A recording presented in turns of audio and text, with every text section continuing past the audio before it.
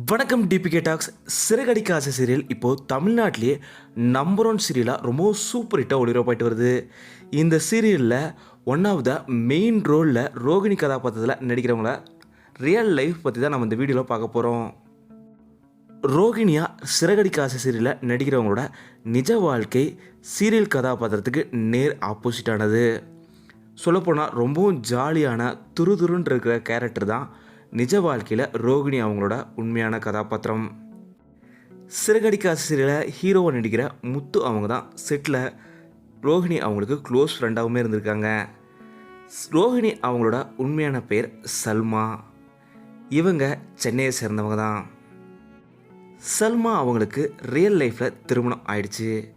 இவங்க 10 வருடமாக காதலிச்சு அருண்ன்றவங்கள திருமணம் செஞ்சுக்கிட்டாங்க. இவங்க இருவருக்கும் ஆரவ்ன்ற ஒரு மகனும் இருக்காங்கன்றது குறிப்பிடத்தக்கது.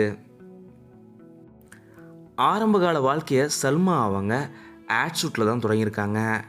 இவங்க இதுக்கப்புறம் திருமணம் குழந்தைன்னு ஃபேமிலியை பார்த்துட்டு இருந்திருக்காங்க. சொல்லப்போனால் சல்மா அவங்க குழந்தை பிறந்ததுக்கு அப்புறம்தான் சீரியல்லே நடிக்க ஆரம்பித்தாங்க. இவங்களுக்கு முழுக்க முழுக்க மோட்டிவாக இருந்தது அவங்களோட கணவர் அருண் அவர்கள் தான். சல்மா அவங்க இதுக்கு முன்னாடி 6 சீரியல்கள் நடிச்சிருக்காங்க. ஆனால் 6 சீரியல்கள்லேயுமே சின்ன சின்ன கதாபாத்திரங்கள் தான் கிடச்சிருக்குது. இப்போது 7வது சீரியலில் தான் சிறகடிக்க ஆசை சீரியலில் ஒரு ஸ்ட்ராங்கான கதாபாத்திரமாக ரோஹிணி கதாபாத்திரத்தில் ரொம்பவும் சூப்பராக நடிச்சிட்டு வராங்க. சல்மா அவங்களுக்கு பாசிட்டிவான ரோலில் நடிக்கணுன்றது ஆசை தான்.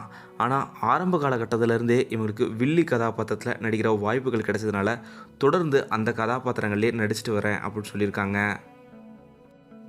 சிறகடிக்க ஆசை சீரியலில் சல்மா அவங்களோட நடிப்பு உங்களுக்கு எவ்வளோ பிடிச்சிருந்தது அப்படிங்கிறத மறக்காமல் கீழே கமெண்ட்டில் சொல்லுங்கள்.